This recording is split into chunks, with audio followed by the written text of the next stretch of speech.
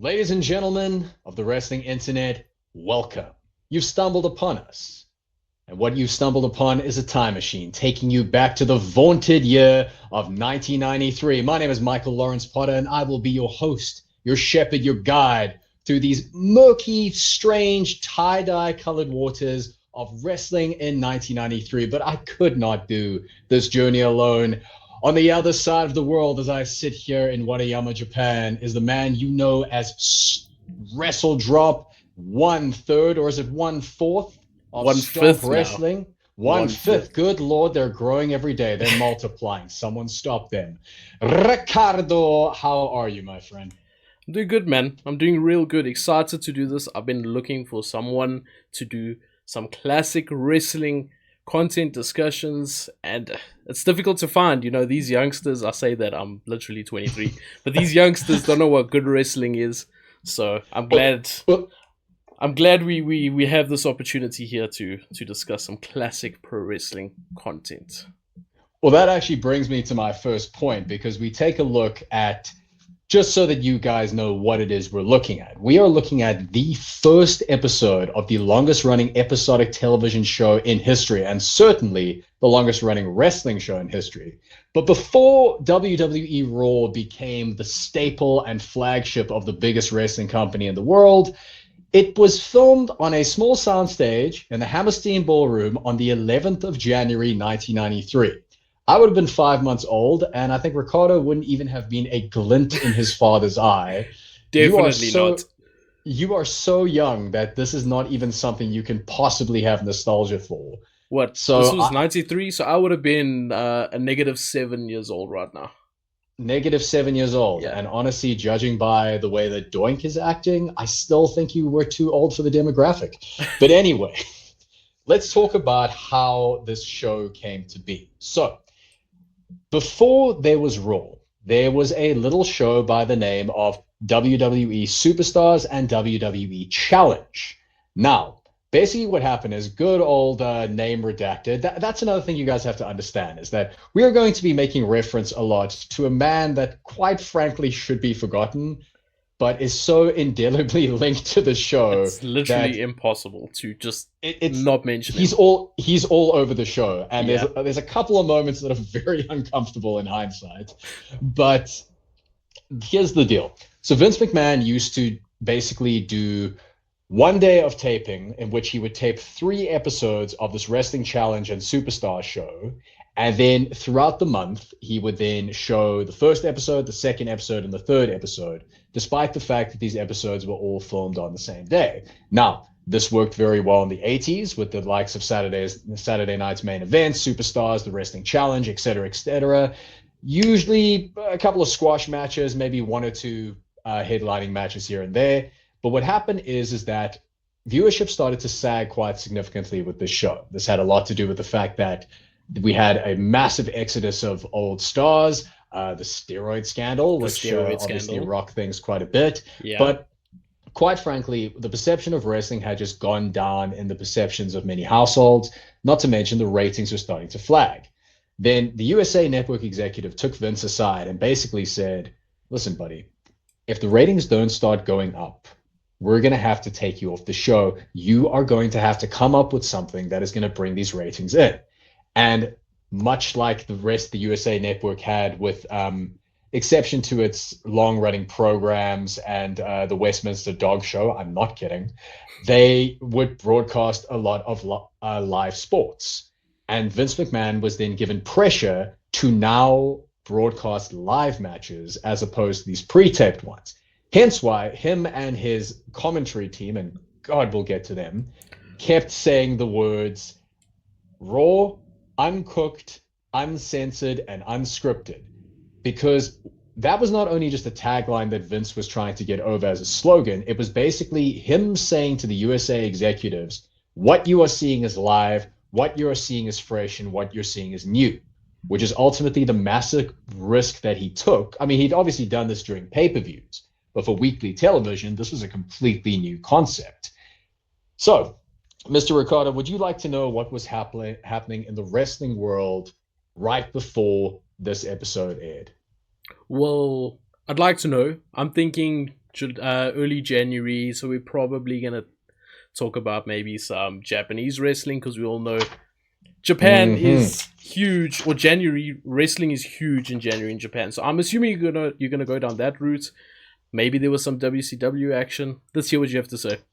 Well, you're actually right on both accounts, because the 4th of January, which basically is the most important calendar date in any Japanese wrestling fans' locum, is Wrestle Kingdom. But in 1993, it was known as one of my personal favorites pay-per-views of all time, 1993's New Japan's Fantastic Story, which was a combination between New Japan and, in my opinion, probably the best roster that WCW has ever had.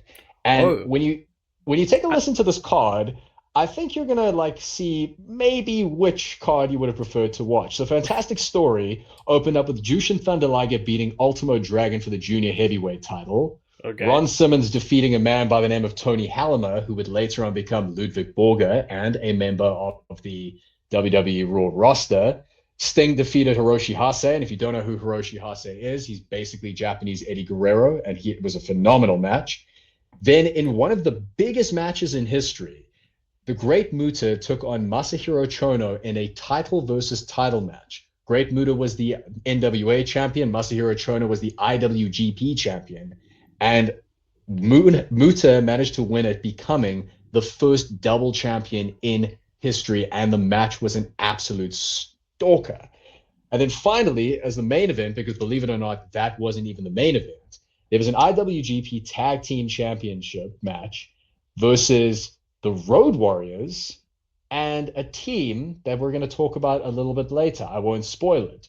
But the Road Warriors were not the Road Warriors as you would have believed it.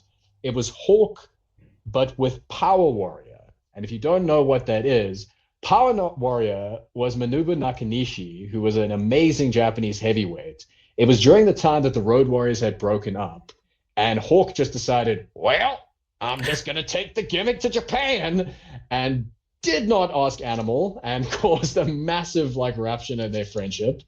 But it was still a killer of a match. Manabu Nakanishi is a hell of a talent. And yeah, Fantastic Story, still regarded as probably one of the best shows in New Japan's history. Now, over in the States, Raw was just going through a massive tour, going from the Wrestling Challenge in Texas, going all the way down the Horn, down to New Jersey, back up to Oregon, and then back down to New York for this taping, during which a lot of it was sort of house show filler, not a lot of stuff worth reporting, except for 2 major matches that headlined on the alternating matches.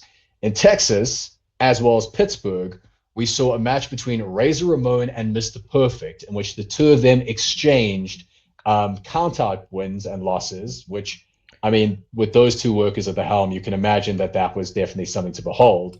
But on January the 9th, a very important match took place. Now, we've been brainwashed by the WWE machine to believe that the first Iron Man match was when? WrestleMania 11 with Shawn and Bret, right? 12. My 12. Problem, we're going to get... Yeah, 11. Oh, God, 11 was flipping... Yeah, 11 was... Yeah. Exactly. Oh, God, we'll get to that. But anyway, so we've believed that WrestleMania 12 was Shawn Michaels and Bret Hart, the first Iron Man match. You are incorrect, sir. The first Iron Man match to ever take place in the WWE was Bret Hart versus Ric Flair on the 9th of January in Pittsburgh, to which Bret Hart won 3-2, reversing Ric Flair's figure 4 leg lock into a pinning combination in the last 18 seconds. And apparently, It was an absolute killer of a match.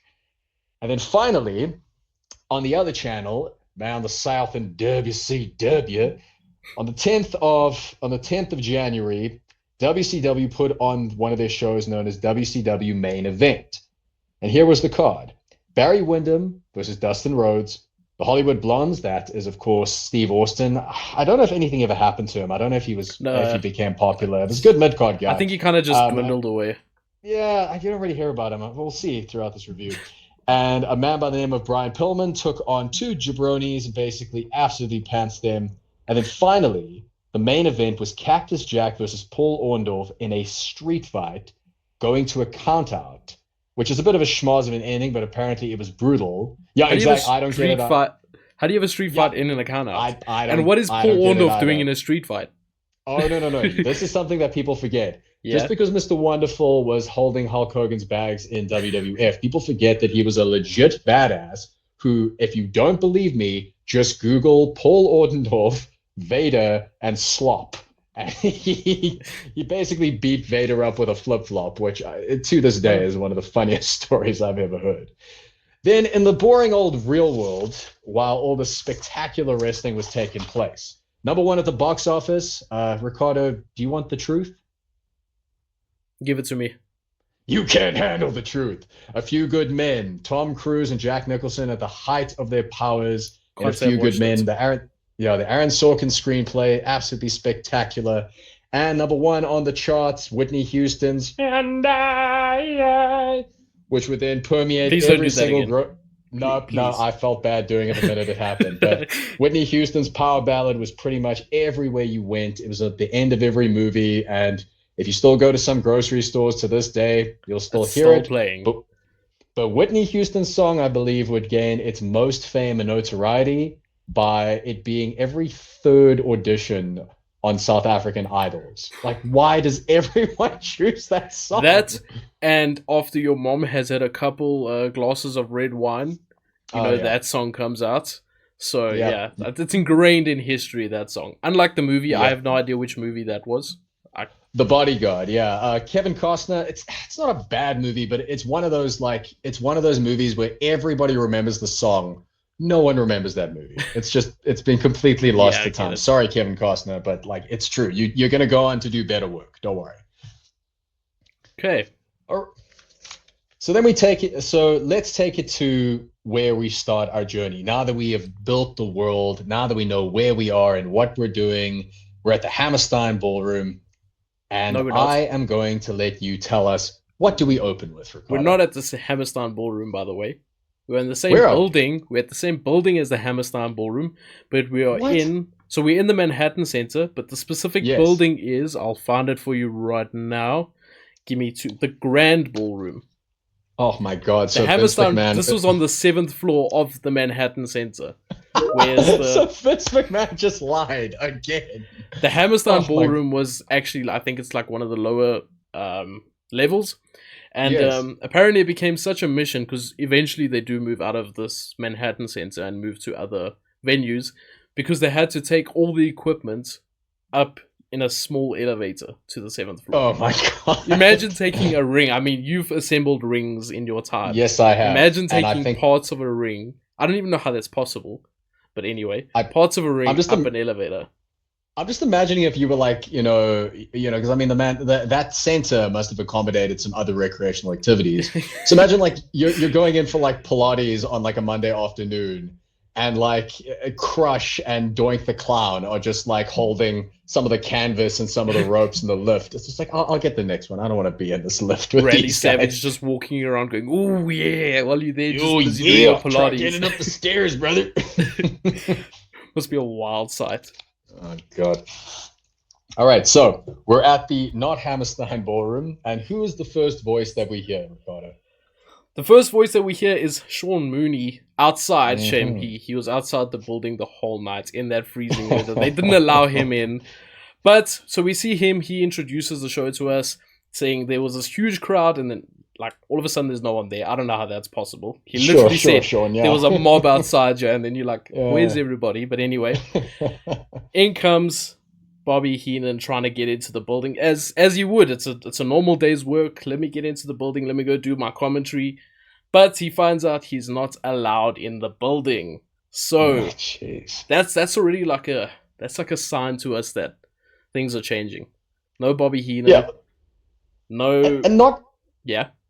And not for the best, because I mean, you think about like the start of every good TV show. Like you think of something like Breaking Bad, that opening scene where it's Walter White in the desert driving with the Winnebago. Immediately, you're asking yourself, "This is exciting. What's happening?"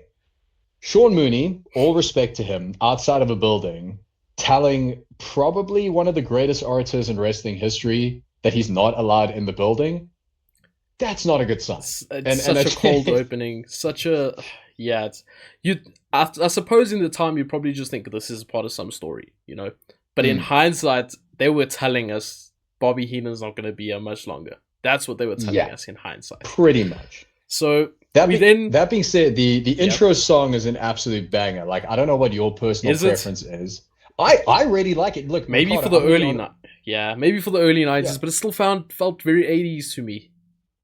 Well, you know, like everyone knows that like the decade when it starts is always kind of like it's kind of got the lingering leftovers of the previous decade, and you'll see that with the fashion sense and some other things that have permeated the show, which is like baffling, because if you take a look at some of the charts, you look at the windbreakers, you look at the neon, and you think to yourself, Nirvana and Alice in Chains and Korn like were out at this point. How the heck are we still dressing? It was such a weird like which way do you want to go? Do you want to be 80s? Do you want to be 90s?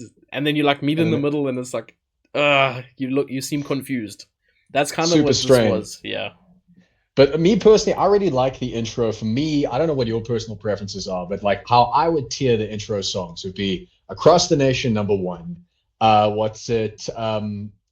Beautiful People 2. This third, and everything else kind of falls below that. That's just me personally.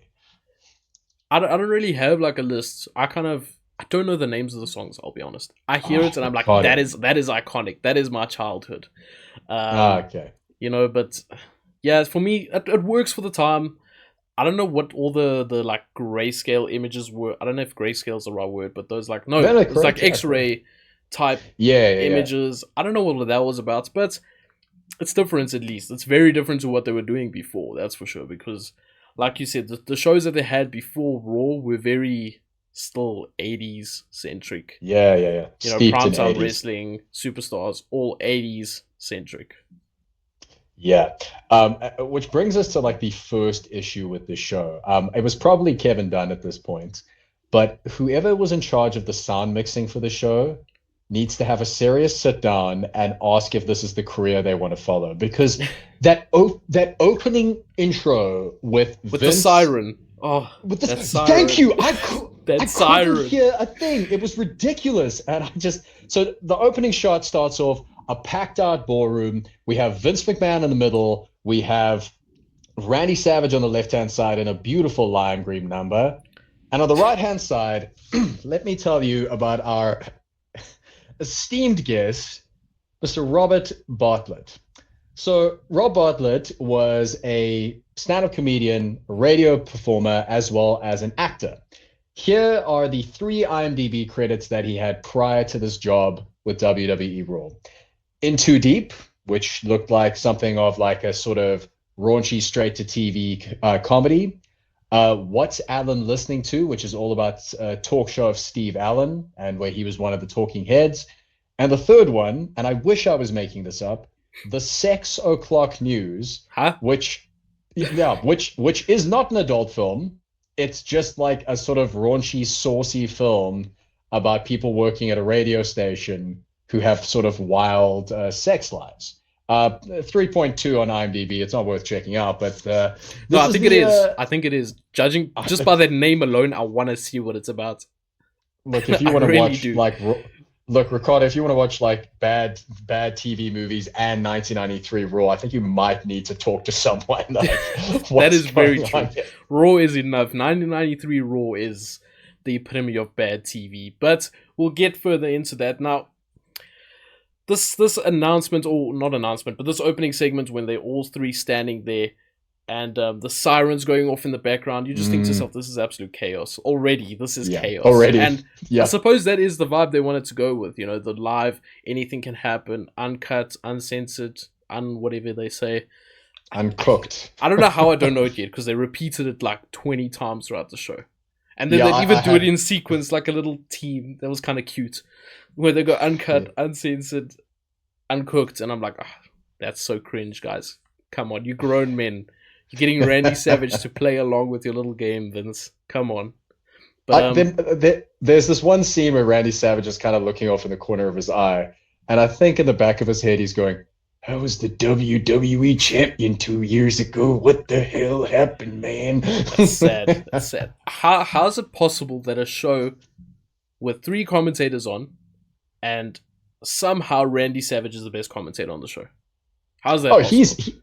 He's a spectacular orator. I think that he was pretty underrated as a commentator. No, he's trash. But I think that, in my opinion, he's trash. But he was still the best on the show.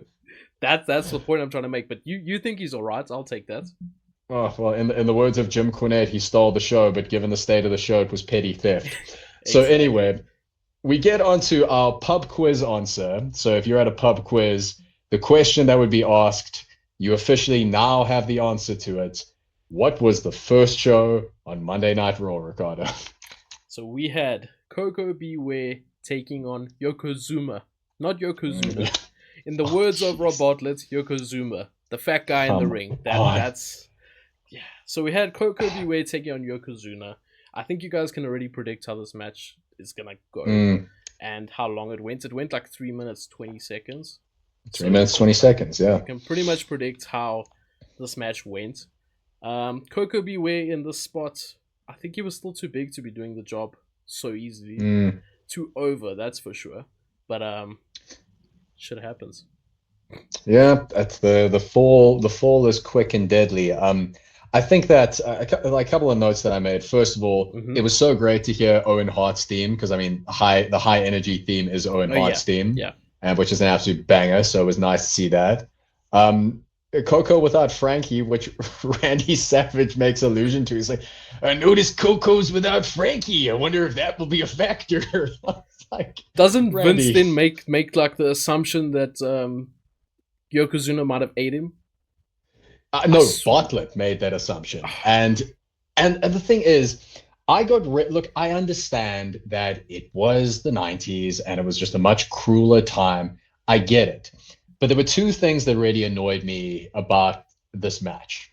The first thing is that I thought it was like, as I'm in Japan right now, and we were actually watching sumo on Saturday, so it was quite nice for me to kind of see there were certain things that they got absolutely right. The salt being thrown, the attire. I loved Yokozuna's presentation with the geishas coming out. His presentation was fantastic. I agree. It was fantastic. Like, I really wish that someone like a Shinsuke Nakamura, or like even like a heel Okada would come out with that kind of presentation. The full-on I think it would Japan presentation. Yeah. Yeah. Although what made me laugh is, as I'm watching this, I'm like, the only Japanese people in this procession are the 2 geishas. Because Mr. Fuji is from Hawaii and Rodney Anawahi was from San Francisco. So I just thought, wow, these like, I'm just imagining like the geishas like trying to like it's a Yokozuna Nihongo wa hanashimasu, and him just being like, I think that must have been so funny. But I mean, the thing that annoyed me about Bartlett is like, Rodney Anawahi had some problem with his weight. It's been well documented, and it's unfortunately the thing that took his life. But he was like very muscular, very agile at this point. Yeah, for sure. Yeah, and a very capable performer. And I just think that you've got this world-class performer who's going into your Royal Rumble as like the favorite to win. Spoilers, he does. And like you really, you didn't have Bobby Heenan talking about like how dominant this guy is during a squash match in which, props to Coco, like the way that he like rolled into the turnbuckle off the shoulder charge, like he was doing his utmost best. But instead of having Bobby Heenan putting over what a strong competitor he was, we had Bartlett. We just had fat jokes. Fat jokes. Yeah. Fat jokes. And I was... baffles me. Absolutely baffled me. If you are Vince and because I'm pretty sure at this point, Vince knew, okay, Yokozuna was going to be our WWE champion at some point. It was clear. They were pushing him to the moon at this point. Why would you allow someone to just keep making fat jokes rather than actually... building this guy up to be like a serious threat for the wrestlers, like a serious force within your company? But no, rather you're going to talk about the fact that he's wearing a diaper around him and the fact that he has his own gravitational force. That one was kind of funny. But anyway, that one was kind of like, I see where you're going. But the rest were terrible. Rob Bartlett, this whole show pissed me off. But I'm going to calm down. Just be zen We're about gonna this push whole through it. situation. Yeah, We're gonna like push through it. He doesn't last too long, so we know that. He said in subsequent interviews that like he got taken on. He went on the show because his son was a massive wrestling fan, and he thought it would be cool to help him out, which is a really sweet story. But that story then, I mean, I'm not going to tell Rob Bartlett how to do his job. You know, he commented on the Raw, and someone should have. But like, you think about like people on your team have done commentary for wrestling events in South Africa, and if you speak to Cicelo and you speak to MP, they'll tell you that like the couple of days before they got given the match card, and they were forced to do research to find out how much these guys weighed, where they were from, what their finisher was, what their title history was. I mean, it baffles me that you think like Rodney Anawahi, this amazing wrestler with a good pedigree from the most famous Samoan dynasty, like, really? Fat jokes? At least, if this was maybe the Max Moon match with Shawn Michaels, which we'll get onto, and he was making jokes about Max Moon's outfits, I'd be like, okay, he deserves it. Fair enough. Like, fair enough. He deserves it. But this is literally your future WWE champion or WWF champion. It's not just an anybody. He is somebody in this company. You'd think he'd at least get briefed on that, because maybe it's not all his fault. Like you said, Sigdelo and maybe MPKH would have been briefed on the wrestlers, briefed on the card, and had time to prepare. It's clear he had nothing. He was going in there blind. It just baffles me how that can happen. But whatever, we're just gonna let it go, and that's fine. So speaking of a somebody, we get over to the introduction of a somebody, someone by the name of Narcissus. And it is introduced by the way of Bobby Heenan, standing in front of what looks like where you would get your prom photos taken in 1994. Exactly that. Like, just exactly. And it was annoying. And it was annoying just because, you know, Bobby Heenan's just one of those guys. He was the 90s and 80s and 70s version of Paul Heyman. That he probably got given that promo 5 minutes before taping, and Vince was like, "All right, Bobby, just go out there and cut a promo about how great he is." And Bobby just did it off the dome. And you could, 1 second, and you could tell that it was kind of like off the dome. Mm-hmm. And the promo wasn't bad, but it just wasn't Bobby Heenan. No, it was weird. Like, you could tell that it was kind of just like him not going through the motions per se, but it certainly wasn't like prime Heenan, in that, you know, he says his famous line about comparing ice cream to horse manure, which is obviously his very famous line that he's used. He used it with Nick Bockwinkel. He used it throughout the territories. He used it with Hulk Hogan. And it's a pity, because like Lex Luger is one of those guys that, oh, by the way, Narcissus is Lex. I was about to say, like, all of a sudden we talk about Lex Luger now? What happened? Yeah. But I mean, like, Lex Luger was like, he was a hot commodity at this point. He had just come out of WCW. He had like, you know, he had an amazing run there against the likes of Sting and Ric Flair. You know, he was coming off a hell of a run. And I think that in hindsight, the whole narcissistic gimmick is kind of a perfect fit for him, because he, you know, he's a guy who's in love with himself and his body. And I mean, if you looked like Lex Luger in 1993, yeah, you would be. Like, he was carved out of marble. But yeah, we'll get to that a little bit later. Kind of surprising that they were looking to bring in someone like Lex Luger, considering the steroid scandals and, you know, basically trying to get rid of Hogan slowly but surely, trying to get rid of the big guys slowly but surely, and move into the smaller new generation. But they're bringing in a guy like Lex Luger, who is literally an animal. Like, if you look at him, he's a beast. So that's kind of interesting that they were still. Vince can't help himself, eh? He could not help himself but bring in a guy that looks like that. Well, interesting fact is that Lex Luger was already under not WWE's contract, but he was under Vince's contract for the WBFF. Now, if you want a full retrospective on the WBFF, I can summarize it in one sentence. Vince McMahon going, "Gary Stridham!" Wow. That's all anyone remembers from that. World Bodybuilding Federation. It was something that he wanted to do to compete with the other bodybuilding federations. He basically wanted to combine camp sports entertainment with bodybuilding. It did not go well.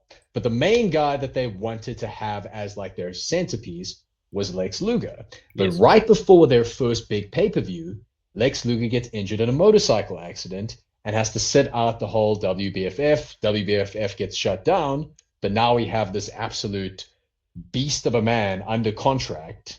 What do we do with him? Debut him. And I mean, let's face it, Hogan kind of had one foot out the door, not only with the steroid scandal, but he was keeping an eye on Hollywood. And, you know, like WrestleMania 8, you know, him versus Sid, it kind of wasn't, it didn't turn heads as much as they wanted it to. Who would have thought? Yeah, it's not like we had Ric Flair and Randy Savage on the same card. Let's put Hogan and Sid. That sounds like great booking. That is peak Vince McMahon. Because, well, yeah, let me not even get into that because that's a whole other podcast. So we can spend 45 minutes on that alone. You can spend 45 minutes. I'd rather go outside and like feel the grass or something.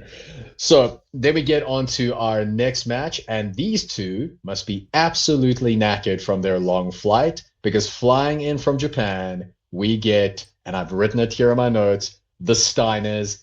Hell yeah. I love me the early 90s Steiners, but I have one note. Where the hell was Swamp Dogg or Steinerized? They came out to their college fight song that was like played on a xylophone. And I was just like, and just to give you an idea, do you want to know what they came out to in Japan? What they Welcome to the Jungle by Guns N' Roses. You see, everything Vince did in the 90s was different, watered down. Totally different. That just changes the whole appeal of you as a wrestler. I get what he was going for. Like, it's kind of like Scott and Rick are these two collegiate athletes, you know. It's like, hey, go team, Minnesota. I think people in America, us being from outside of America, we tend to notice that people in America are very what's the word? Supportive, I guess, of their colleges or their universities. Yeah, absolutely. And I mean, they've got an amazing smashing college set of teams, no doubt. But I mean, like with Scott Steiner at this phase, I don't see him as like, you know, the high school head jock. I see him as like the jock who's like right after wrestling practice, him and Rick are going to sit in the back of their Cadillacs, you know, drink a tinny of something and go to like the local bar to find someone to fight, you know, like that's the vibe. That's the vibe that they were giving. And it's like, they've just come off against the match against, you know, the Road Warriors. They come through and basically these two jabronis, you know, the executioners, like it's no one knows who they are. There's nothing on Cage Match. Do you know who they are? I found something that tells me who they are, and you are going to be absolutely shocked. Let's hear it. Let me find it here quickly. Reading my notes here. Sorry, there's a whole bunch of notes. No, I couldn't find anything, so I'm so surprised. So here we go. The one executioner was Barry Hardy. Don't know who he is. No. Maybe he's a long lost Hardy brother, or maybe you can provide some insight. And Gilberg. No, are you kidding me? Dwayne Gill, as in other words, Gilberg, was one of the executioners. Oh, we got Goldberg versus Steiner in 1993. You love to hear it. That's just so. When I read that, I popped. I really popped because I was like, Gilberg, really? That's the only thing I could think of when these executioners were standing in the ring is that I'm just imagining they're standing at Gorilla and they've got the little whiteboard in the back showing all the matches, and Barry Hardy and Dwayne Gill are just so pumped, like we did it, we made it to the big leagues, first episode of Raw, and we're against exactly that. Because Rick and Scott were so stiff. I mean, the small things that Scott does. There was a kick that Scott caught, turned it straight into a flipper elbow, a tilt-a-wall side slam, straight into an elbow drop, and then he does a head screw snapmare, which is basically just taking someone by their head and throwing them as far as possible. It was like watching a lion beat up a gazelle with asthma. Like, it was insane. But of course, because we can't have nice things, this amazing squash match is interrupted by a clown in the audience.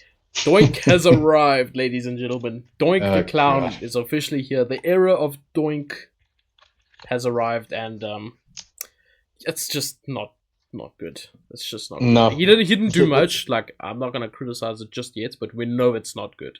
We know it's terrible. Look, I have a soft spot for heel Doink because he has this kind of Joker vibe about him. But with the exception of my good friend Gene, I hate clowns in wrestling.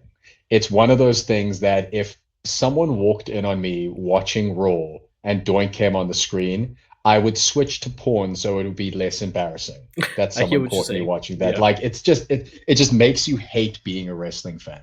But like no disrespect to Doink, no disrespect to the performer, but it's just for me personally, clowns in wrestling, especially during a Steiner match. I was like, come on. This is so So exciting. You don't need a clown running around in the crowd in the background. You really do not. so the tag is made, and then next comes Mr. Rick Steiner. And God help any person who is in his way. He does his clotheslines are so stiff. He does the spot where he chucks one of the executioners into a tree of woe and then spears him. Scott makes the tag, and then this. Okay, I've written 3 times that Rob Bartlett actually made me laugh. Out of the so like his hit average is about 1%. One of them was when the executioner powders out of the ring. Scott Steiner takes the 2 of them and does the noggin knocker spot, and he does the woo, woo, woo, woo, woo, hey there, Mo. He does the Three Stooges voice. That did pop me. I did think that was pretty funny. Uh, and then after that, double underhook suplex, Steiner bulldog, and that's the match. Did they not call that move what did they call it? Was it a Steiner? What a Did they not call it a Steinerizer? Yeah, that's Vince's catch line. What a maneuver! Did they not call it a Steinerizer or something along those lines, or is that something I'm making up in my head? Yeah, it's not quite the Steinerizer yet, but it will become that in the next couple of years. What's the difference? Yeah, I think it's just like people, it's just becoming part of the zeitgeist. It's just people naming it. Okay, so it's just a time factor. Okay. If you ever want to hear it get called in New Japan, I think it was either Rossi Agawa or Fumanaki just going Steiner Rosa. It's one of the best calls you'll ever hear, man. So but then, yes, you were saying? I was gonna say the whole time while I'm watching this match, the only thing I can think about is these guys could, if they were like, if you took them then in the 90s and you put them in today's world, they could hang with absolutely everybody. Oh yeah, everybody. Their style. I just see the stuff that they're doing, and I'm thinking, you guys really revolutionized tag team wrestling, or wrestling in general in the US, because a lot of the stuff in the US at this time was punches, holds, locks, kicks, maybe a suplex here or there. That was, pro wrestling at this time in America. And then the Steiners come in and they're doing all these fancy suplexes and these, different types of moves. They're coming in there with the intensity and the fast-paced action rather than just slow, lock in the hold, do a couple kicks. So I think for me, they played such a role in changing the way the American wrestling world turned out to be. No kidding, man. No kidding. One of the best tag teams in the world, some of the best single competitors as well. And I mean, you take a look at Scott Steiner in this time, you can see it's like, this guy's going to be something. Yeah. This guy is going to be something huge. But then we get on to the next segment, and I had my first heartbreak of the evening. Now, I don't like to use the term MILF too inappropriately, but we're met with a gorgeous blonde woman who we're told is the aunt of Bobby Heenan, of Rob Bartlett, and he needs to come into the building. And my hopes were dashed when I found out that this gorgeous woman was, in fact, Bobby Heenan in disguise trying to sneak into the building. He fooled you, He had you fooled. Which did give me a proper chuckle, which I really did enjoy. What was also so funny is like when it reminded me of Southpaw Regional Wrestling, where they show the match graphic for Razor and Brett, and Bobby Heenan's still talking in the background because they haven't switched off his mic. It just made me laugh so much. Heenan was such a national treasure, man. He was willing to do absolutely anything. I've written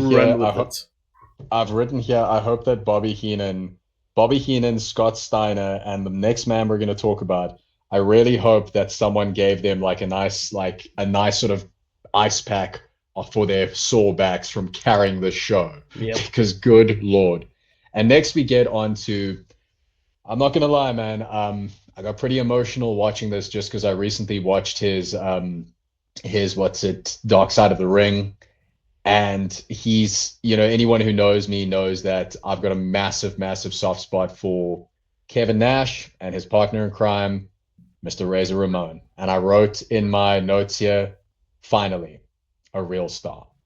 And you just look at him and it's just, he is oozes confidence. He's this top guy. He's this good-looking jack dude with the cool shirt and the big chains. The crowd's going. Calm down. Yeah, the crowd's going nuts for him. And I've written here in like massive letters, why the F did they not put the belt on this guy? Like, oh God, he was just something else. And this promo was incredible. Like, what made me pop, and I don't like to give him praise because, he's a monster, but Vince calling Razor a Johnny come lately just really popped me. I don't know why. Yeah. You're a bit of a Johnny come lately, wouldn't you say? And Razor just looks at him like, shut up, you dork. It's so weird. You say that. It's so weird to see how Vince changed over the years. And I know that he changed a lot, but just the way he spoke and his mannerisms over the years, how weird. Like, this time he was like that, TV personality that needs to, like, hold himself upright and be all professional. And then a couple of years later, he's out there doing the wildest stories and just going absolutely crazy in the ring. It's just weird to see how he changed. And then all of a sudden he became this guy that you don't even see on TV anymore, probably for the better. It's kind of crazy. That's bizarre. Like, I mean, if you take a look at this promo and like you have no idea just how these characters are going to change. Like Vince, in your mind, he's going to become this unhinged person, and Scott Hall is going to become probably one of the most important wrestlers of the 90s. And I mean, I can't say any more like heaping praise on this like really witty, really charismatic promo. They show a clip of why this rivalry between Brett and Scott Hall, which is taking place at the Royal Rumble 1993, is taking place, where Scott Hall just wails on Owen Hart. Owen Hart sitting in the locker room. He's sitting on a steel chair, and Razor Ramon smacks him, takes a trash can, beats him over the head with it. Now, I did feel, I'm a big Owen Hart guy. I did feel for him, but I will be honest. The only thing I was thinking the entire time I was watching is, man, I want Owen Hart Zubas. Like, those pants are just delightful. Like, I need a pair of those right now. The one issue with the segment was the sound, the audio. Oh God, yeah. I don't know if it was Vince not holding the mic right, or if it was just the lack of like sound mixing or whatever the case is. But we could hardly hear Razor at times. You had to like really pay attention to hear what he was saying. And then when it came to the segment with Owen Hart, when they're showing that, you've got Owen Hart and an interviewer speaking. Can't remember who it was. Then you've got Razor speaking over it, and there was just a clash of voices, and you can't really hear what was happening. The mixing was completely off. And I mean, like, I don't want to keep harping on about it, but it is a recurrent problem that we keep seeing through the subsistence of the show. And I understand, it's raw, it's uncut, it's the maiden voyage, but you're also on the USA Network. You're also like a nationally televised show. Yeah. Like, this is not no small time AEW. Nah, let me not go there. Oh, but wow. let me not go there. Nah, I was only joking. Wow. God, okay. Wow. But one thing this match did do was get me excited for Brett and Razor. I've watched the match before, but I can't remember it. It's good. It's really, really good. And it's one of the reasons why one of the strangest stats in the world is the fact that Razor Ramon and Scott Hall, well, actually, that's not entirely true. I was about to say Scott Hall has never been in a Royal Rumble. Razor Ramon has been in a Rumble, but that is just a whole other story about... Yeah. It's tough.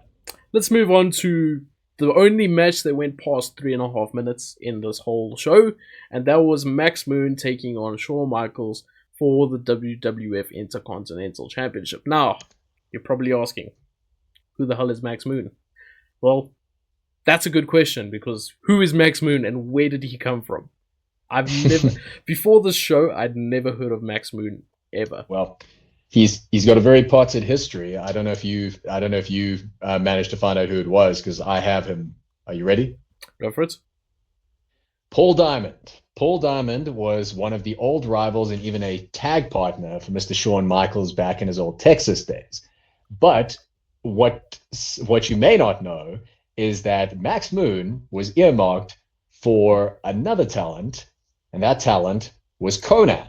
Yeah, it was Conan's idea. Never mind. It was Conan's idea. Yeah. But I think Conan must have gotten some cold feet, because I think maybe being at that point, he was like a very hot star in Mexico. And I think coming to WWF, as much as it might have been a dream of his, maybe he took a look at the outfit and thought, no. I think he made the right choice in hindsight.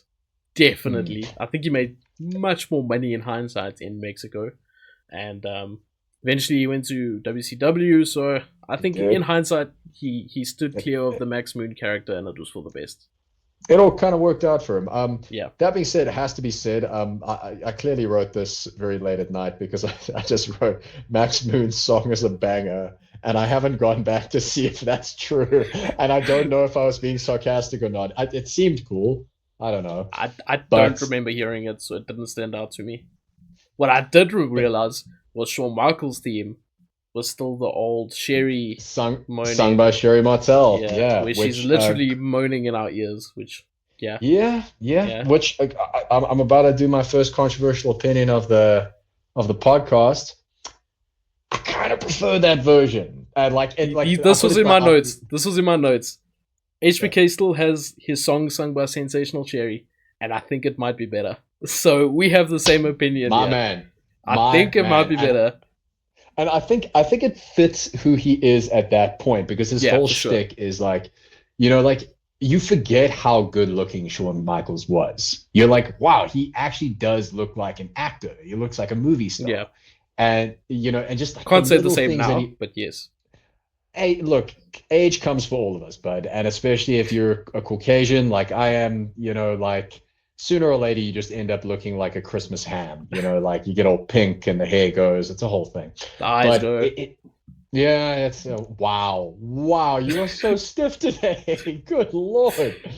But yeah, like it was just, this match was like so phenomenal in that how it showcased what a performer Shawn Michaels really was. Like just his moments where he's like mouthing off to the camera, like when he goes like, "This face has broken a lot of homes up." I just thought like, oh man, you're typical so good. Shawn Michaels. Yeah. Look, I think we were watching two different matches because you said it was phenomenal. I don't know about that. I said it was a phenomenal showcase of Shawn Michaels. Calm down. I did not. even that, I still think Shawn Michaels phoned this match in. He just came in, did his stuff, did his usual character work, spoke to the camera a bit like you said. Other than that, he phoned it in for me, which is perfectly fine. I mean, he still did more work than anyone else on the show. It's so funny you say that, because I mean, I've got my notes here that like I felt sorry for Paul Diamond, because some of his moves were like really quite innovative. Like I mean, I was taking a look at like how he used to like hit the turnbuckles. I'm trying to think of. I'm just seeing my other part of my notes here. Like the schoolboy to the headlock, the Irish to the back elbow. Like it was really something. And the other one was the splash into the running senton. I mean, there was like a lot of stuff. I enjoyed Max Moon.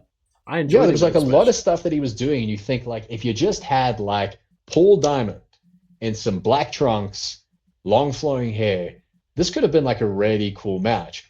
And I'm surprised that I was able to keep any sort of cognizance of this match, because Bartlett starts doing a Mike Tyson impression, and like, when your friend makes a joke and it's kind of funny, but then they just keep doing it. He just kept doing it. And like, oh God. And you know what's bad about this joke? Okay. This is Mike Tyson from prison, apparently. Okay. Yeah.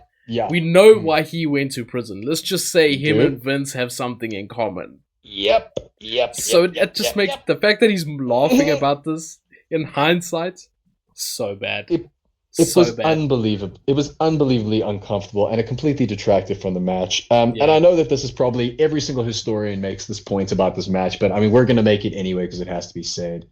Really strange to see the sweet chin music as a transitional move. Yep. Because the teardrop. I mean, you said it on Stomp Wrestling a few months ago. There was a little video that you made of it. I think it was a reel where you're like, did you know that Shawn Michaels' finisher was the teardrop suplex, which is basically a back suplex. It kind of looked a bit like an angle slam. That's the whole time I was looking at it.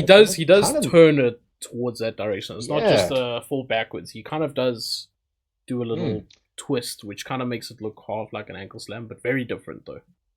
Yeah, it's one of my favorite moves to use. I used it on Steez last month. Like it's one of those easy moves. It looks very explosive, and it's very safe.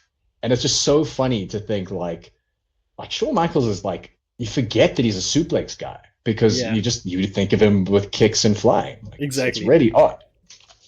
How do you execute? Speaking of, you said you executed that move. How do you execute that move without like literally crotching the dude? And I never said I didn't. Oh, okay. You gotta crotch a dude sometimes.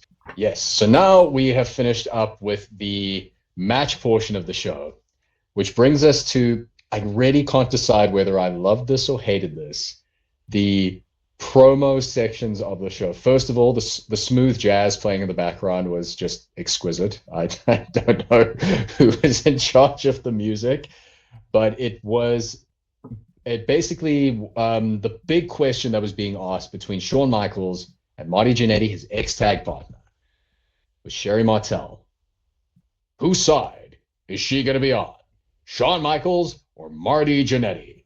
And you know what? I've got to say, Marty Jannetty's promo was not bad. Lots of babyface fire, lots of positive energy. Yep. But Shawn Michaels, as an arrogant, cocky, flippant heel, you can't beat it. I loved him. I thought he knows exactly who his character is. He's this good-looking dude.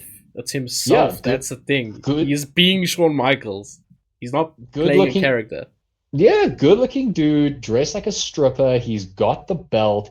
When you watch this, like, there are so many tricks that I use as a heel that I use, and I'm just like, yeah, that's it. You know, it's the same. You can see MJF, you can see Christian, you can see so many guys who took influences from promos like this. And it's exquisite. I mean, it just tells you everything that you need to know about this character. He will steal your girl, he will steal your title, and he's doing better than you. Like, of course you hate this guy. Of course you hate him. Why would you like him? Exactly. Yeah, absolutely. So then we get on to Mean Gene in the studio talking about all the contestants of the Royal Rumble. And the 1993 Microsoft PowerPoint transitions are just so great. That's exactly what I thought. I'm like, I've done this as a presentation before for school. That's what I thought to myself. It's like it's the small things like the fade in and the fade out and the rotating, the sound effects, like the little like do do do do do do do. I was like, wow, this was definitely 1993. There is no question about this. But really, a lot of different competitors. We don't have to go through all of them, but there were a couple of promos that did take my interest. First of all, I'm very excited to see Genitrio Tenryu. For those of you who don't know, Genitrio Tenryu, an absolute powerhouse from New Japan. And he's not going to do much in the Rumble, but the fact that they had Tenryu on their card in 1993 is just so bizarre. Ted DiBiase's photo killed me. I'm changing just the open mouth smile, I'm changing that to his avatar in 2K24 like tonight, like just because it just makes me laugh. I forgot he was still around during this time period. Yeah. An interesting fact about Genitrio Tenryu, he had just defeated Riki Choshu in like a retirement match. Now So he's he going like to a random Royal Rumble where he's going to get eliminated fairly, well, not fairly quickly, but he doesn't last too long. I'm in two minds about it. Like, I don't know whether he thought like, I just got turned to mincemeat by Ricky Choshu, and now I get to do a couple of minutes in the Royal Rumble and get paid like A in big dollars. payday, yeah. Yeah, that's awesome. Or he's going like, really? I beat I Ricky have to do Choshu. this? Like, Yeah. this. Which way this is does he how- go?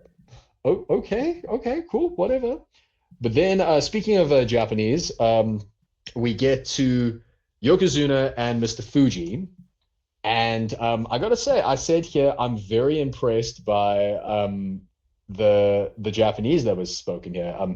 When they said "oskere," that's something that you say before you Considering start. none of them are Japanese. Excellent. Yeah, no, they did pretty well.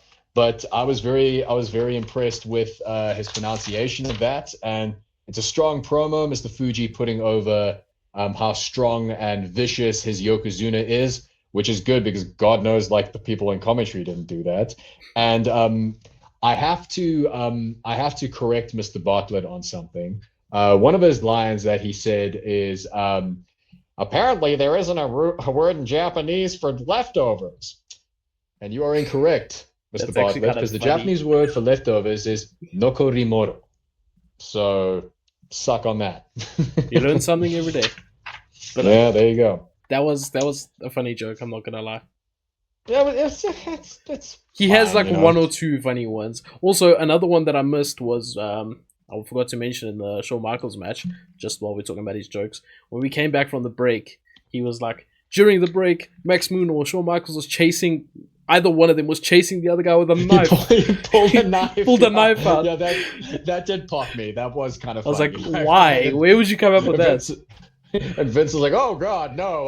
I'm not so sure about that." Yeah, that was great. But yeah, we had a promo from Mr. Perfect. Basically, his normal 5 points of everything I do is perfect. I'm the most perfect performer, and it a very similar feeling that I had when I was watching Razor, of just, you had this guy. class. Why is the belt not around his waist? Like, I think Yep. when people talk about like the best performers who never held the belt, I think Mr. Perfect, Razor Ramon, Jake the Snake, Ted DiBiase are always going to come up. And I think seeing Mr. Perfect in the state, when he's healthy and he's jacked, and you think, damn it, man, why? This was the time. And that new generation era was the time.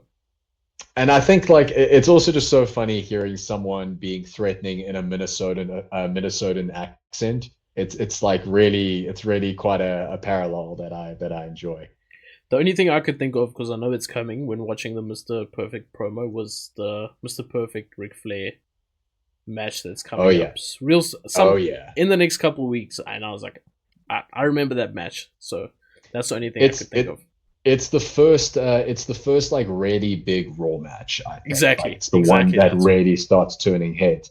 But I have to say that it was so funny listening to Mean Gene talk about WrestleMania 9, because it's like someone talking about something before a horrible accident takes place. It's kind of like, oh no. was WrestleMania 9 the Hulk Hogan getting involved? Yeah. Was that 9? Yeah. Okay. I always confuse that with 9 and 10, because obviously the main event was the same, right? Yeah, coming to you live from Caesar's Car Park, baby. Yeah. It's gonna be a whole thing. So, some of the big names that were in that they announced for the Royal Rumble were the likes of Ric Flair, Jerry Lawler, who, let's not forget, said he would never ever go to the WWF, and look at him now.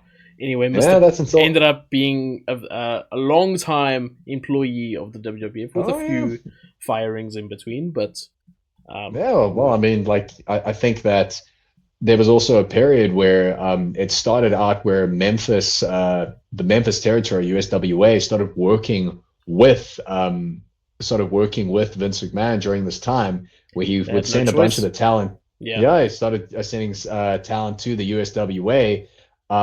Couple of interesting facts about that was Papa Shango fought for the world title, which is very interesting. And it was one of the first times that we saw Bret Hart as a heel since the 80s, and probably the first time that we saw Vince McMahon as a heel in the Memphis territory. And if you haven't seen that, it's fascinating. You watch that, you can kind of see I had no idea about this. Yeah, you can kind of see where the Mr. McMahon character was starting to come through. So Jerry Lawler kind of went from like a very staunch anti-Vince proponent, but when the Memphis payday started drying up, all of a sudden, Yeah, money talks. you Money talks. gotta attach yourself to the side that's winning. He recently actually they chose not to renew his contract for the first time after like 30 years and being with WWE on and off. So I think that was more of a mutual decision, though. His health hasn't been the greatest, so Yeah, to be fair, like I think that he's been a stoic performer. I never know how to feel about Jerry Lawler. Like, I think when I watch his old Memphis stuff, I dig it. I love his feud with Kaufman. great stuff. We actually need to talk about that one of these days. I'd love that. Yeah, we'll do an episode about that. But yeah, what I hate is like almost every Attitude Era pay-per-view. Puppies. The minute you're just like, oh, yeah, God. It's like that's the only thing. When in truth he's such a good talker, such a good wrestler. Didn't he wrestle like every single year for like 35 or longer than 35 years? It was a long time. You betcha, man. Every year until like 2022 or something like that. Before he's one of the greatest veterans of all time, and that's the thing. He's one of those guys that even though I may not always like his work, I mean, you think about the fact that him and Jerry Jarrett broke in Jim Cornette. They broke in what so many good talents came through Memphis. Not to sound hyperbolic, but without Andy Kaufman, I don't know if we get Logan Paul or Bad I hear what Bunny. you're saying, yeah. I don't know if Vince McMahon gets the idea to bring in Muhammad Ali, to bring in what was her name now? The crazy woman. Girls just want to Cyndi Lauper. Yeah, her Cyndi Lauper. Yeah. All those people. I don't know if he gets that idea without that. There's an old saying in wrestling where it's like, if you hear anything crazy, the chances are it happened in Memphis. Exactly. It's the same thing as like when you're in a screenwriter's room, you have to kind of always check a script to see whether or not the Simpsons have already done it. In the same way, with wrestling booking, you got to see, did Memphis do it? I know that Steve Eden, he does a lot of ideas from Memphis. But I have to say, I felt very disappointed and angry, and I wanted to ask for my money back for WWE 2K24 after seeing that the Bobby Heenan dressed as a rabbi DLC has still not been added, and I'm furious about this. Bobby Heenan as a rabbi. Yeah, that's not something I thought I'd see when I clicked on the very first episode of Monday Night Raw. Was Bobby Heenan doing his best rabbi cosplay? It's a pretty good. He's got a pretty good Brooklyn Jewish accent. I was like, that was pretty good. Are you surprised? And again, it just makes you angry because you think like, why is he not on the show? Like, this is what you came up for, Bobby Heenan. Well, to be fair, Heenan was planning on sitting at home doing nothing after his WWF deal ended. Yeah, his plan was to go home, spend time with his daughter, because that's specifically what it was, and do his thing in life. But then WCW came calling. It wasn't too far from where he was staying. Florida. Like an hour's drive. Yeah. I think it was even on the way or past his daughter's university she was going to. Come on, it's right there, yeah. It all just lined up for him, and he's like, let me take the payday from good old Vinny. Bischoff. Yeah. So that's what happened. I mean, I guess in hindsight he wanted to leave as well. It wasn't just WWF shutting him out. Well, happens to the best of us. But then, of course, we get to. Oh, by the way, I put a I put a note here. It's so uncomfortable when Vince McMahon starts like perving on the ring girl, just with modern context. You're just like, oh no, it's just not a good look. Just I hate this. All three of them are just there on the commentary table, just absolutely perving over this woman. God. And then, wait, it's not even this episode, it's future episodes where they get a slightly larger woman let's not even Yep. get onto that. Yep. Then it, Yep. yeah, Mm. we move. We got a little 1993, segment when they look back on Kamala turning on Kimchi. Why they would call his manager Kimchi, don't know. But Just don't know. They just and found a random... Reverend Slick coming to his aid. I think a couple of things. Like I made a couple of notes about this segment. The first one is you forget how tall Slick was, because I think Slick always stood next to these giants that he managed, but he was like nose to nose with Kamala. And Kamala's a giant. And Kamala's huge, so you're kind of like, wow, Slick was really tall. That was the first thing we did. So it was Kimchi, and I think it was, God, what is his name? The little weedy guy. He managed John Gonzalez as well. I couldn't think of his name either. Little weedy guy is his new name. Harvey Whippleman. That was his name. I prefer little weedy guy. Yeah, Harvey Whippleman and Kimchi are in the ring with Kamala, and Slick thankfully comes to his aid. All I could think of this entire time was like, man, I'm really glad that they don't do angles like this anymore. Like all the respect in the world to Kamala. He was a good performer, but that gimmick just would. You are so salty. Just asking, was he really? I respect for the dead and respect for your elders, but the entire time that I kind of look at it, I just think, you could not do this gimmick today. There is just absolutely no way. Absolutely not. That is for the right reasons. Even when Apollo Crews did the Nigerian gimmick, and people were just like, "Nah, this is not it." Well, like the Nigerian gimmick, I think we're two white guys talking about like racial politics and wrestling like this. There's no way that our mindset's going to change anything. But it's like with me, I always imagine, like, if I was sitting next to Beanie, if I was standing next to MP, like, that would make them so, like, sad or disgruntled or angry. Especially when they're, like, in that whole, like, he was a silly character at times, Yeah. Why does he have to be silly? Why can't it be, like, this is from a point of us two white guys, but, like, Obafemi, I'm not sure if you've seen him on NXT. Yeah. An absolute beast. And I can see on X, which I know the IWC is like a small minority, but people seem to love him. People from his culture, from his background, the same backgrounds, all that, seem to really like it. I see a lot of people praising him in WWE for pushing Africans, because he's an actual African. When I say an actual African, I mean born in Africa. So well, I mean, there's ways to do it, and there's right ways to do it. Yeah, they've got a pretty good track record with Africans. Like, you think, like, you got Kofi Kingston, you've got Apollo Crews. I mean, there's a lot of good talent. But I mean, look, and then you get Akeem, the African Dream. Yeah, you do. I'm sad again. not even a hint of African in him. But I don't even want to, like. That's not even worth discussing. It's really not. It's absolutely another terrible thing WWF did back in the day. Massive love to the one-man gang, but that was boy. Anywho, speaking of great gimmicks, we get onto a man who was previously known on the independent scene as Mondo Clean. He was a Mongolian wrestler. He wasn't, but he was billed as from Mongolia. And coming to you from, in my opinion, the greatest location that I've ever heard a wrestler coming from the outer reaches of your mind, it's Damien Demento. What even is a Damien Demento? What even is it? I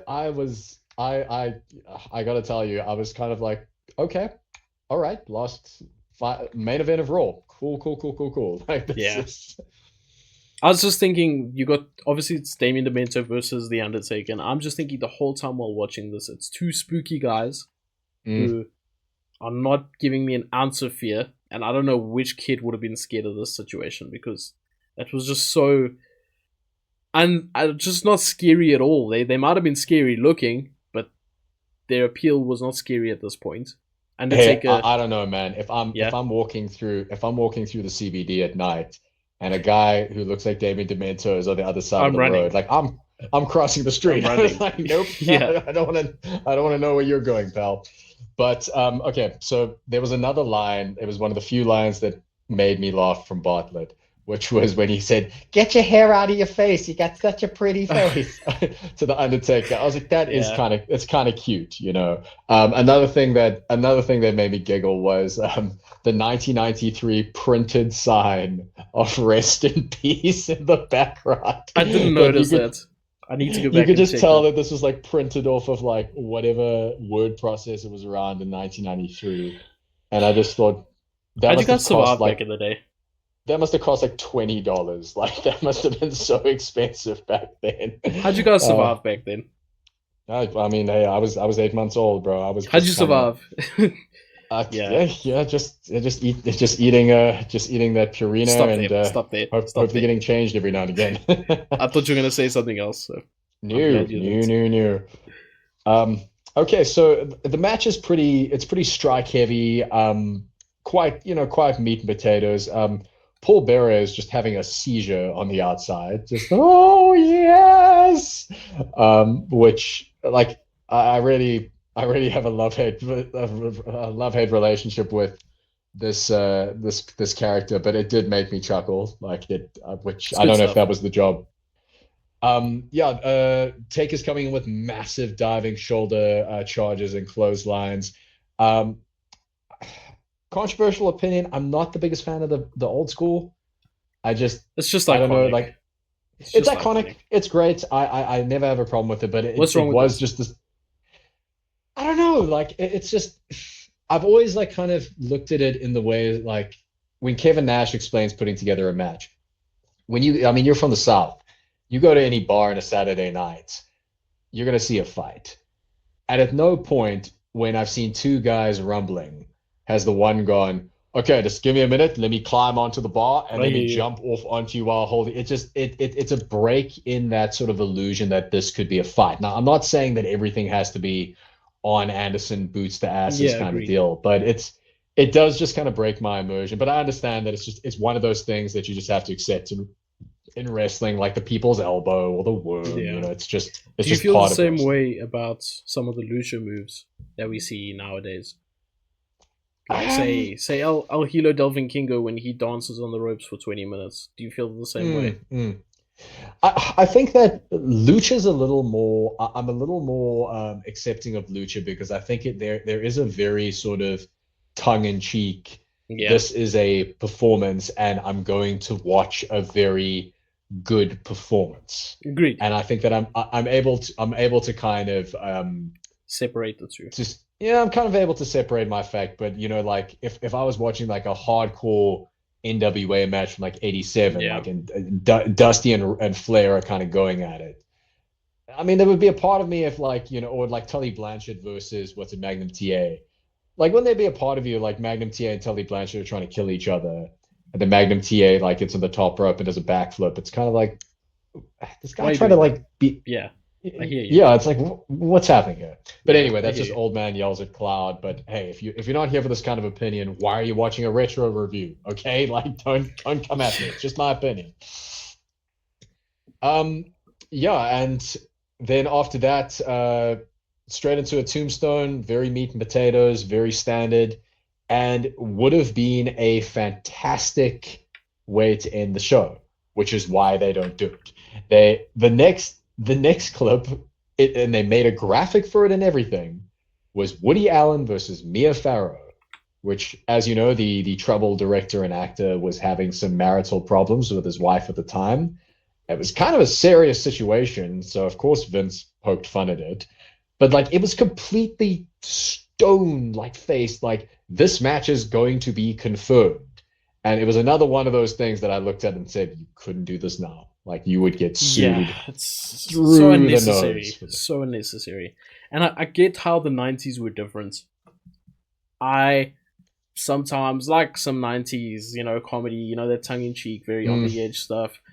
But no one is just silly. You know what I'm saying? There's a difference between maybe like a sort of edgy comedy type style or an edgy direction of going in, but when you just make it silly and you make fun of it, more serious situation, I don't see the good in it. I don't see the point of it. Well, I mean, good thing that we did have some intellectual comedy coming up because the Oh show yeah, goes off with Heel Doink, who's being interviewed by Vince McMahon. And I got to say, his promo wasn't bad. Like, I that's appreciate Matt him Bourne at kind the of end being of the day. Matt Matt Bourne Bourne, is a exactly. And you good forget wrestler. this guy was a big deal in Portland. He's a proper. If you watch his Dark Side of the Ring, he was a very fractured individual, talented but quite tragic. Yeah, He cuts a hell of a promo, and then we get Crush with one of. I don't know if this line was terrible or great, but I've written it down anyway, which was, "Let me tell you something, brother. Like, if you keep yapping, I'm gonna put my size 12s in your size 30. No, I'm gonna put your size 12 shoes in your size 30 mouth." Which terrible. yeah, What does you that see what I mean? mean? It's like What does that mean? I don't know whether it was good or bad. What does that mean? And then What is a size 30 mouth? What is even? I Yeah, don't know. I don't know. And the show goes off the air with two grown men, one dressed as a clown, chasing each other around the ringside. you literally And, and like running all, around in circles like Tom and Jerry, just round yeah, the ring, literally. like if you went to an indie and this is how the final match went, I don't know. It's like, and again, like, look, we're doing the backseat quarterback here, recording on a show that happened like 32 years Yeah, ago. But it is this thing of like, you had Razor Ramon, Shawn Michaels, Mr. Perfect, The Undertaker, all on the same card, and the Steiners, like, and this is how you that's booked how it, you end like, this. yeah, no, man, it's just it was. I'll give it to you like this: if I was sitting with my mates who don't watch wrestling or Yoko, and this came on, I I'd don't be know if they're embarrassed. coming back. I'd Yeah, be I don't know if they're embarrassed. coming back to my house. Like, I think Yeah, maybe like if you call them and say like, hey, let's come watch the Rumble at my place. I don't know. I think you might get blue ticked. I think yeah, that they're might not be the end of the answering your friendship. call. You're gonna be Yeah, I feel lonely, like, no friends, single. All you'll have is Doink and Crush. That's all you'll have. gosh. R.I.P. for both of them, by the Yeah. way. But that isn't exactly how the show ends, because we do have No. Bobby Heenan finally finishing his story, finding his way into the building as the show ends, and Adrenaline in my adrenaline in his soul. soul. I'm sure the adrenaline was running through him when he got through that door. But yeah, show was over. So I think what needs to be spoken about is the fact that Sean Mooney stood outside all day, He all did. the whole He show. he wasn't The allowed poor inside man, either. he Like, wasn't allowed yeah. inside either. He was just keeping Bobby Heenan outside with him just to have some company. That's what I think it was. So he's not out there alone.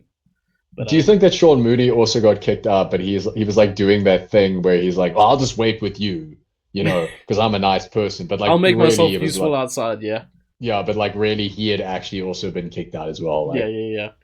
Hey, you never know. We'll find out in weeks to come. So before we end this off, what did you think of the show as a whole? Let's talk about it as a whole.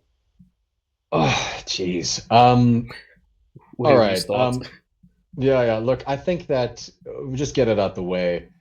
Rob Bartlett, I know that it's like it's basically the spinner belt was bad, or like, oh, the IWGP belt used to look better. Like, it's that kind of like opinion that anybody who like, everyone has the same opinion. It's like Yeah, the hive mind of wrestling.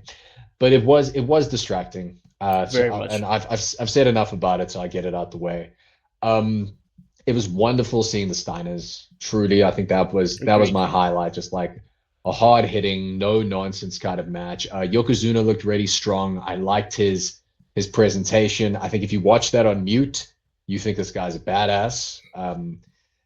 Then I know that it's quite trite to say this, but like I really felt for Paul Diamond. If you take a look at him, there was a proper performer in there, and you There could tell was. that he was giving it his all. But Instead, he you was put given an outfit. Did you notice? Sorry, I know we didn't bring this up, and yeah, it's a yeah, bit late now.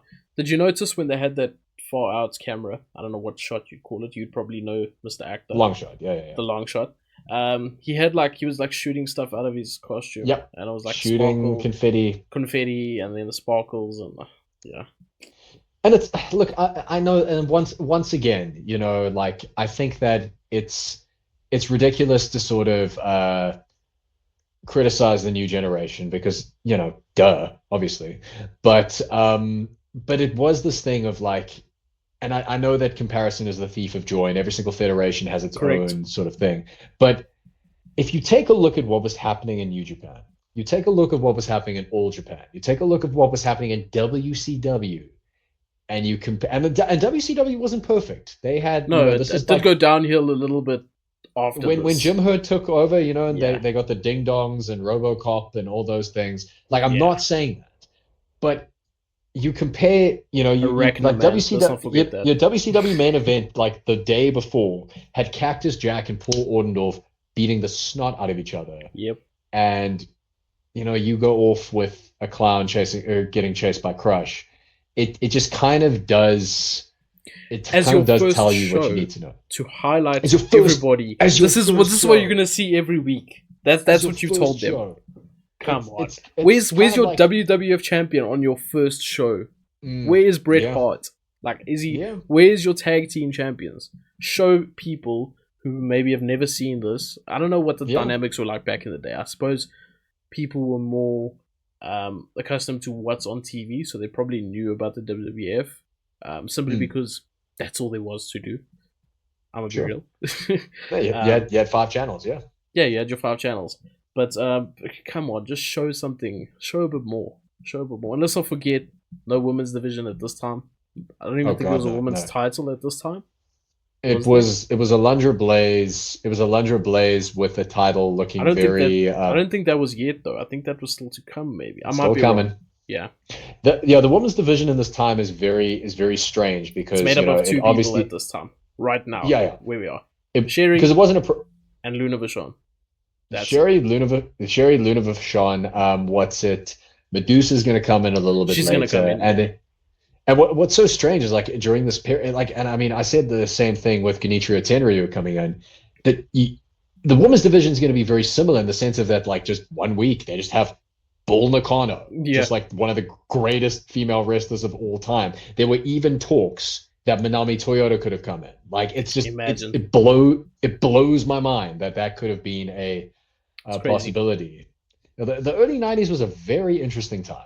Very, very. Vince was under real pressure. This was the worst performing time in WWF history. Bret, let's not forget, Bret is famously the lowest drawing champion in WWF history. WWE champion or the main champion. Excuse me, Diesel. Hello. Okay, it might be Diesel. I think statistically Bret is still, but that might be due to the lack of.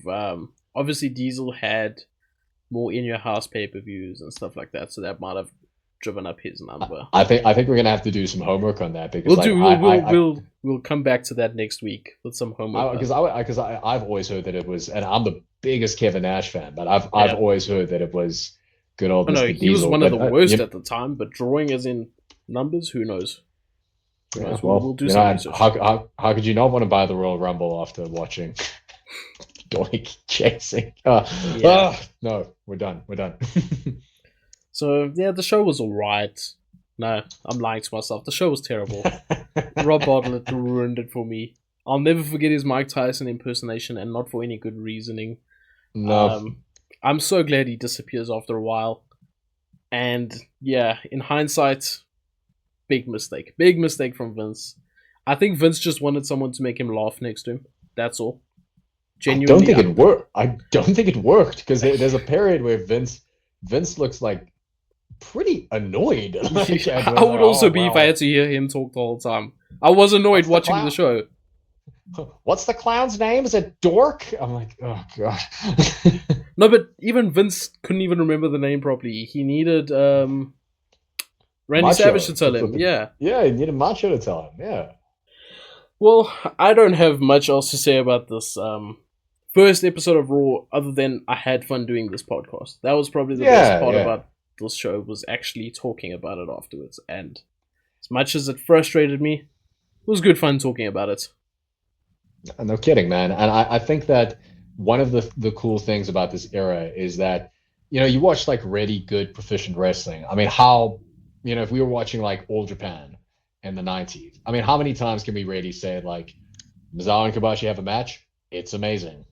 Exactly. It's like, you know, but exactly. there's plenty to talk about in this era, and we Plenty hope to that complain those about. of you who are, yeah, I hope those of you who are watching and listening, you're going to come back and you're going to hear our descent into madness as we get closer and closer to the new generation and the strange landscape of wrestling that we find ourselves in.